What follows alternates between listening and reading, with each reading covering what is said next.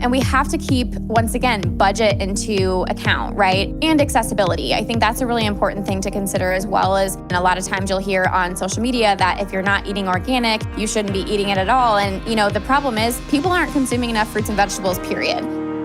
Hey guys, welcome to this episode of the Rachel Cruz Show podcast. I'm so glad that you're here. So in this episode, we are going to talk through ways to save more money, and I'll go over which generation is the best with their money.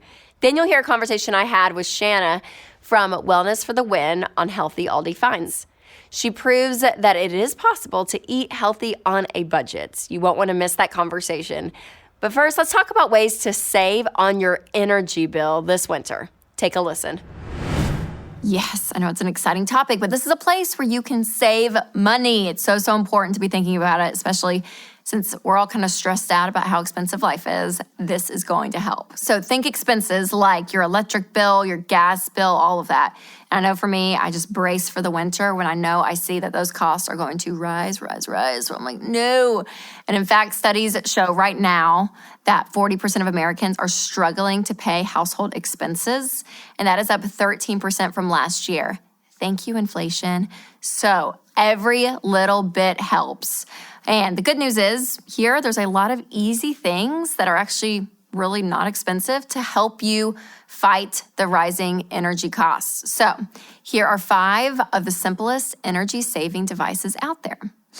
First and foremost, curtains. I know, you're thinking, what? But hear me out. About 30% of heating loss happens in a home through the windows. And a little known trick is that thick curtains, also called thermal curtains, can actually help you keep warm air in.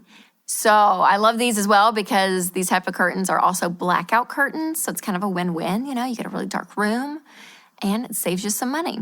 So you can find these anywhere. So Target, Amazon, Wayfair, Pottery Barn, and the prices start at just $20. Next up, you've probably heard this trick before, but it's a Cruz #1 trick, the LED light bulbs. Winston went around our home, changed out basically all of our light bulbs to LED, and we haven't gone back since. What's crazy is LED bulbs use at least 75% less energy than normal light bulbs out there, and they last 25 times longer. Is that not unbelievable? So you're not going to see a massive savings immediately, but over the course of time, you will. And you do not have to replace light bulbs, literally for years and years and years and years and years and years. It's crazy. So it could end up saving you thousands of dollars over a decade or two. And for those of you who think that LED lights throw off the ambiance, well, there's many different colors to choose from warm white to soft white to amber coloring. You get all the options. All right, you guys, up next, this is a energy-saving device that you can utilize, and you may not believe me, but it's true. You ready? Ceiling fans.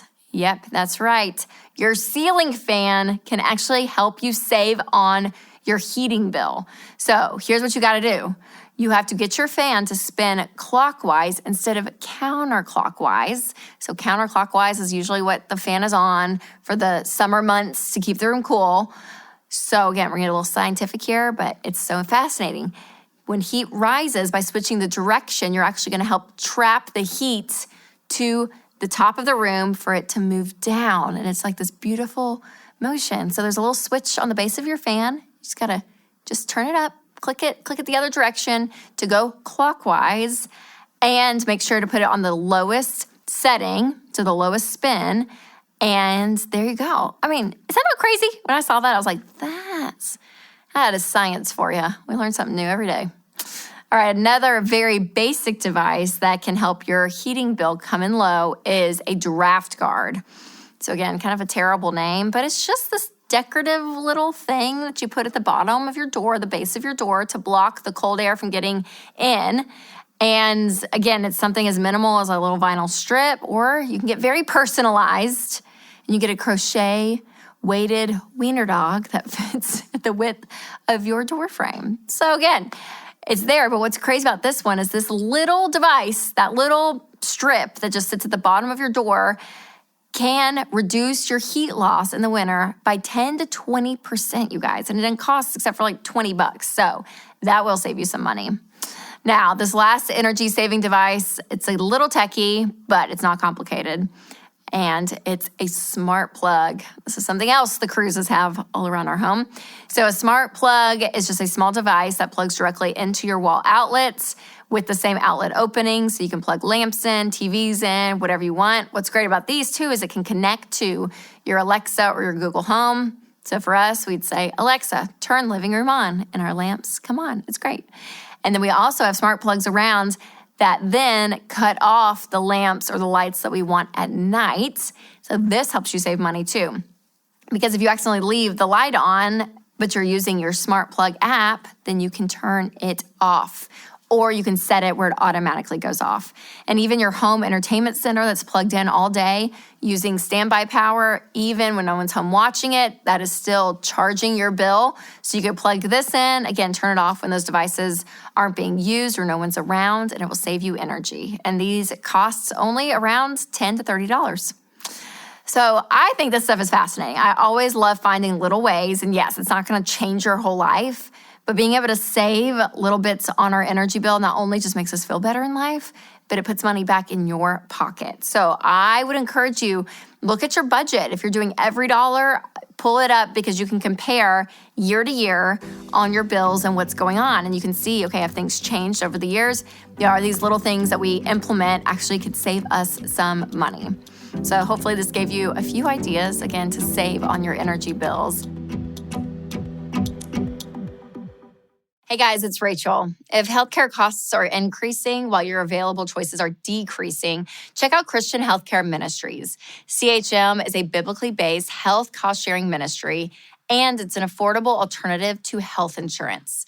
Find out more at chministries.org/budget. That's chministries.org/budget. I'm so excited about this episode because we're going to be talking about food. Yes, it's the one area of our budgets that always gets busted. So today I decided to bring on a guest that knows everything about this topic. So I am bringing on Shanna Hutcheson from a very popular lifestyle blog and food blog where she talks all things about saving money, how to eat healthy.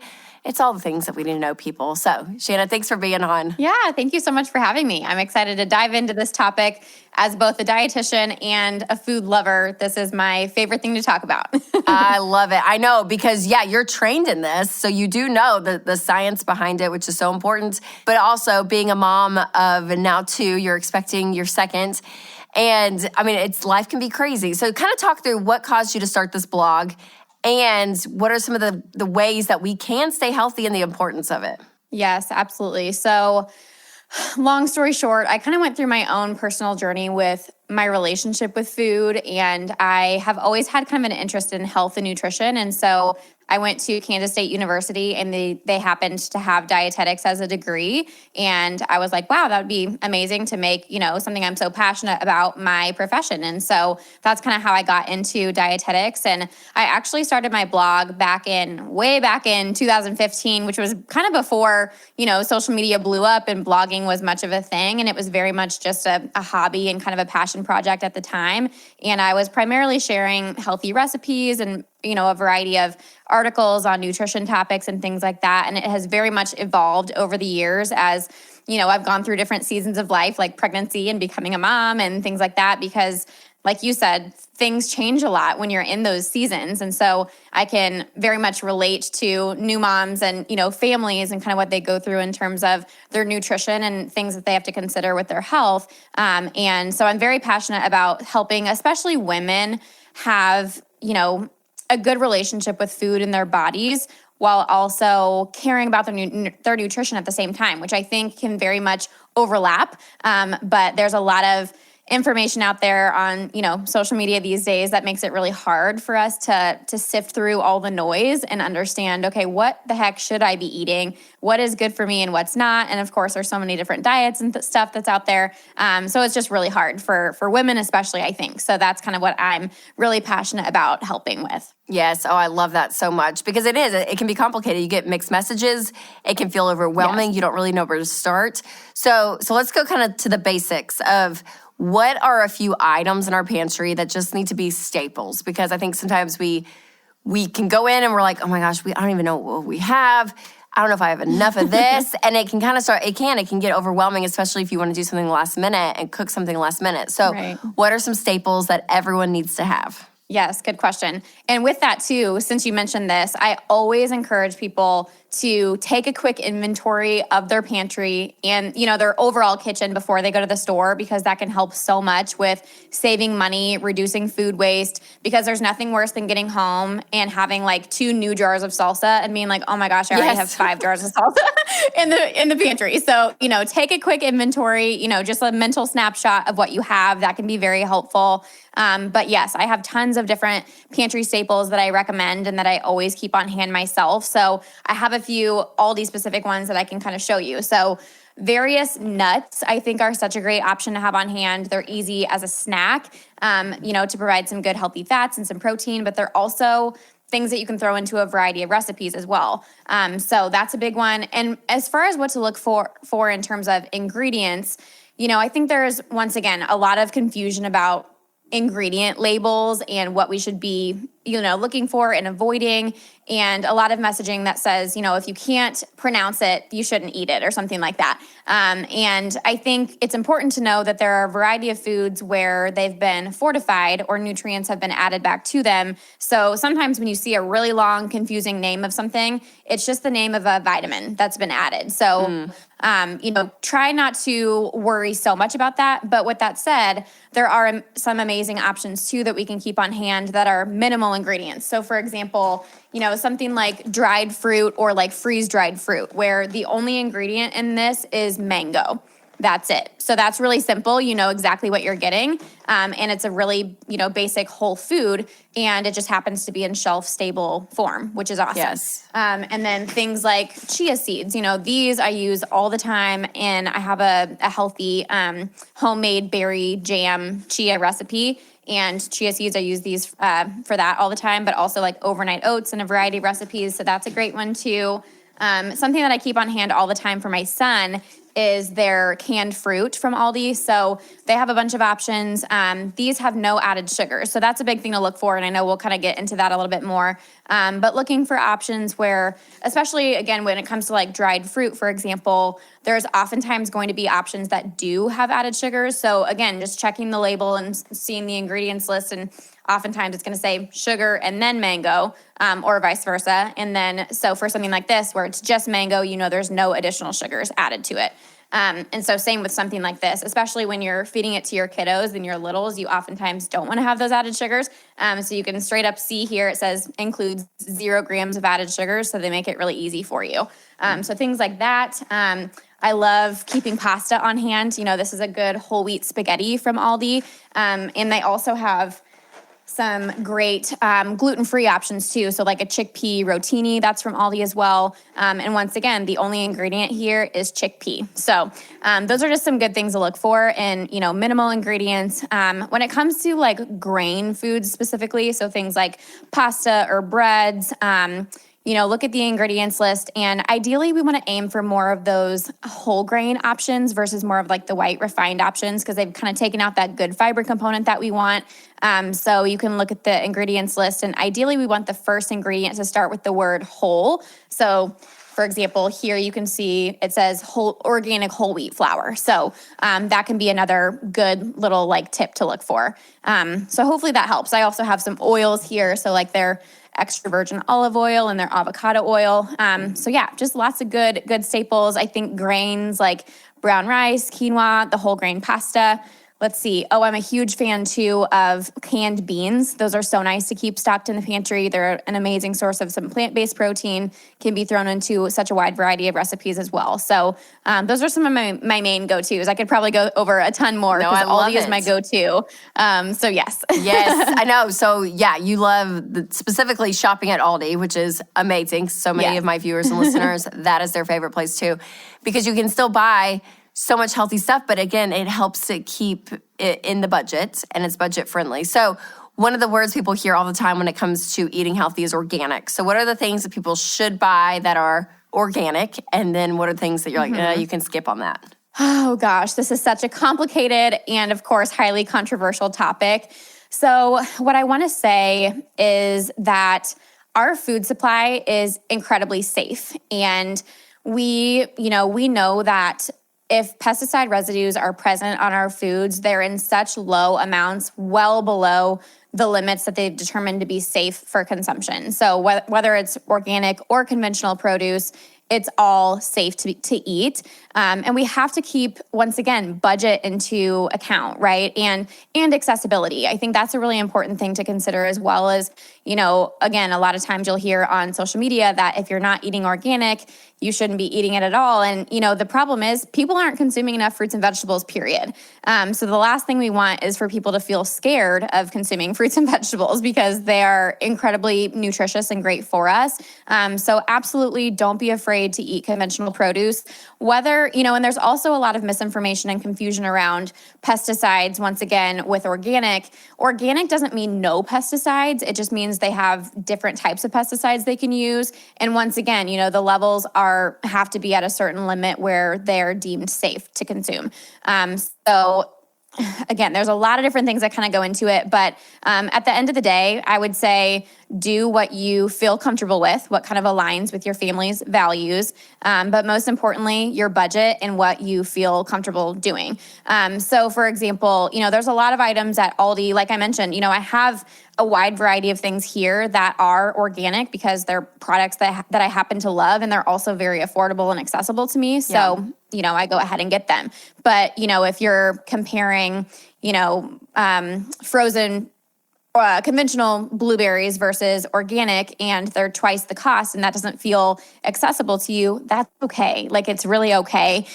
So just, take those things into account. There's a lot more I could say on that, but hopefully that helps kind of break it down a little bit. No, it does for sure. Because I think it's one thing to say, okay, just because it says organic on it, do some research and really understand what that means. Right. If something that's not organic, do some research and understand what that means, and take a holistic approach with everything from your health, also what is available there at the store, to your budget, all of it. So it doesn't have to be the sweeping, extreme one way or the other, but do your research and be smart about it. Yeah, I love that. That's so good. Okay, so when it comes to Aldi, I know you have a ton of stuff, with you right now, but will you just throw out maybe, I don't know, 2 or 3 recipe ideas with some ingredients that you're like, these are really inexpensive, they're healthy, and it makes a great meal. Maybe even it's quick to cook if that's a bonus, but something to help. Because I think it is hard sometimes and can be overwhelming, especially when it comes to meals like dinner. Absolutely. Yes.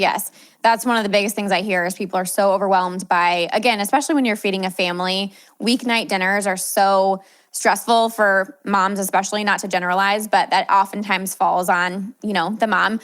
So I have a ton of recipes on my blog, actually, that you can refer to, but even the ones include Aldi exclusive ingredients. So some of the big ones that come to mind would be, I have some really easy chicken and black bean enchiladas. So easy to whip up. They provide amazing leftovers for work lunches, and they're even freezer friendly. So that can be a great option to make maybe a double batch, and then have, an extra to pull out on a busy week when you don't have time to cook, something like that. Or I also have a great recipe for steak kebabs with ingredients from Aldi. Of course, now that we're moving into winter a little bit, grilling is not quite as accessible, but you can also cook those in the oven.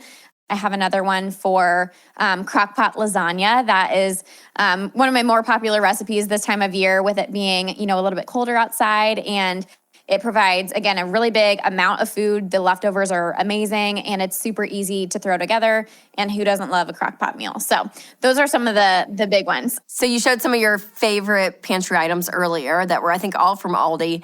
So other people that are shopping and they're thinking, okay, I want to eat healthy, what are some other just good go-to healthy items at Aldi? So again, they can eat healthy and save money. Well, I am consistently so impressed with the produce section at Aldi.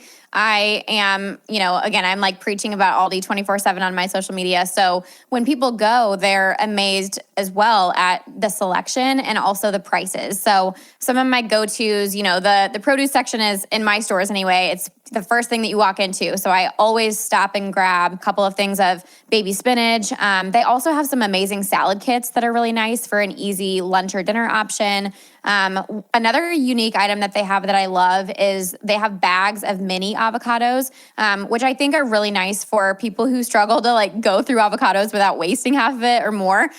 So they're easy to eat. I mean, I usually eat them in one day, but those are really great and extremely affordable. Again, compared to when I go to other stores, I'm appalled at the price of avocados compared to Aldi. One of my other favorites, I love, they have some really good whole grain breads. Like their seed-tastic bread is really, really good. Their restaurant style salsa, which might sound like a silly item, but it is absolutely amazing. They have a ton of frozen fruit blends that I love as well, that I always keep stocked for smoothies and stuff too. As well as bananas, which I don't, if I don't eat them fresh, I'll always throw them in the freezer for smoothies as well. Another frozen item that is great is their turkey burgers. Whenever they have those available, I think they have 2 ingredients. It's like turkey and rosemary, I'm pretty sure. Wow. So that's another example of a very, whole food based in food. And it's so easy for weeknight dinners as well. So yeah, like I said, I could go on forever. Yeah. They have so many great things, but those are some of the main ones that come to mind. That's so great because I think it's just such encouragement to prove that, yeah, you can eat healthy. And again, still shop somewhere like Aldi. It doesn't have to be this big all organic store where you spend so much money. And so I think it's really helpful because I think everyone is feeling the rise of food. In fact, the average person I think it's 13% that food has risen in our country prices since September of 2021. And so we're all feeling it. What would you say to someone that's like, oh, yeah, but being healthy, it's just so expensive. It's just so expensive. What would you say? Yes. And this is something, again, I talk to people about all day, every day. And my number one tip that I recommend to almost everyone, actually everyone, 100% of the people I talk to, is do some level of meal planning. It doesn't have to be fancy. It doesn't have to be complicated. I think the term meal planning freaks people out and they think it has to be like this big ordeal, but it can be as simple as, once again, taking inventory of your current kitchen and saying, okay, you know what? We've got some whole wheat pasta in the pantry. We've got some frozen, chicken that we can throw in the air fryer, and we've got a bag of frozen vegetables. Boom, there's a meal, and so it doesn't have to be crazy. It can just be, super simple like that.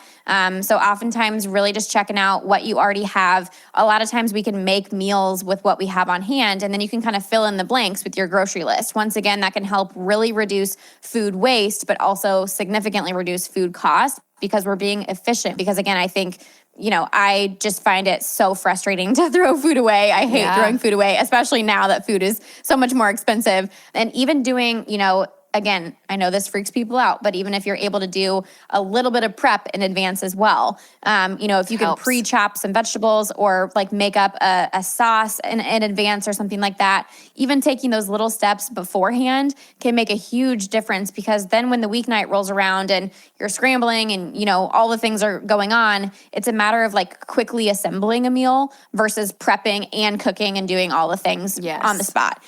So those are some of my favorite tips that I think can be game changers for eating healthy at home. So good. Shanna, thank you so much. This was so helpful. It really was.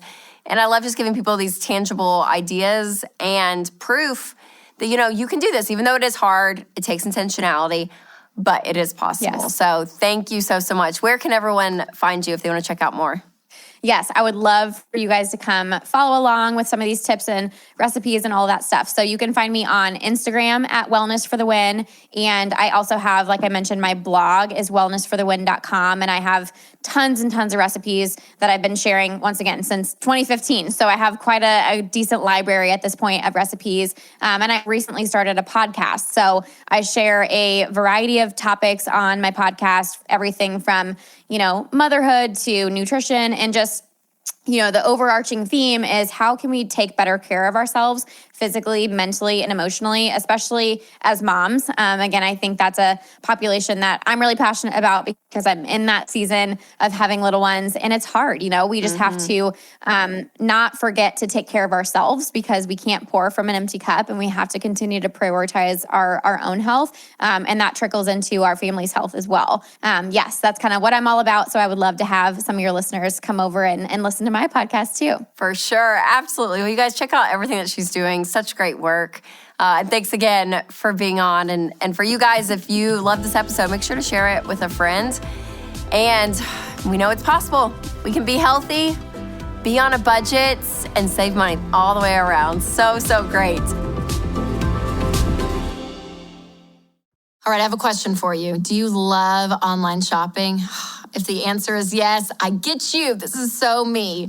I love it, but if you love it as well, we have to be careful. It is so easy to get all comfy at home and scroll and swipe and spend. But if you've budgeted for your shopping, then just go for it. Just make sure that you're making your money go as far as possible. That is why I love shopping at Jane. They've got stylish clothes, accessories, home decor, and more for up to 65% off. Plus, Jane has new deals every day from thousands of small women-owned businesses and designer brands. So you've got to check it out, you guys. Go to jane.com/Rachel and save up to 65% today. So today we're going to look at how the different generations in America compare financially. So you might be wondering where you stand in comparison of the generations before you or after you. Or maybe you're just curious about the financial state of your peers and your generation. So either way, we're going to dig into which generation has the most debt and talk through some money strategies that will help them be free from it. But first, I want to look at American debt on average. 77% of American households have some type of debt, and the average person owes over $25,000 of non-mortgage debts. So let's break that down by generation. Now, non-mortgage debt is things like car loans, student loans, that kind of thing. So Gen X, this is people in their early 40s to mid 50s, have by far the most average debt at close to $33,000. Sorry, Gen Xers. And when you look at the other generations, you'll see Gen Z is at almost $11,000. Millennials, $27,000. Gen X, $32,000. Boomers at $25,000. And the silent Gen at $12,000. Now, credit cards, let's chat about that. This may kind of surprise you because it may feel like your parents' generation were all about the credit cards. But boomers actually come in second on credit card debt at $6,700, while Gen X has the highest credit card debt, holding on average $7,700. Gen X, man, what's happening? So Gen Z, when it comes to credit card debt, owes a little over $2,000. Millennials, $4,600. Gen X, $7,700. Boomers, $6,700, and the silent Gen at close to $4,000. And take a guess at who has the highest mortgage debt. Yep, Gen X again. Yeah, their mortgage debt is about $245,000. So, Gen Xers, man, you got a lot carrying, and we're going to talk about that in a little bit, but you got a lot on you. Now, for mortgage debt, on average, Gen Z is carrying about $172,000. Millennials, $232,000. Gen X, $245,000. Boomers, $191,000. And the silent Gen at $159,000. All right, Gen Xers. So there's probably a good reason why you guys are carrying around all of this debt because, again, you're in your early 40s to mid 50s. So not only are you taking care of yourselves, you're taking care of your children, you're probably funding your retirement, thinking about the future, but you're also supporting your aging parents as well. And we found through research that 20% of Gen X says that they will never be able to retire, which is so sad to me that there's like this hopelessness. I mean, I understand why, because it feels like there's so much riding on you guys. You're just at that time in life where there's so much responsibility.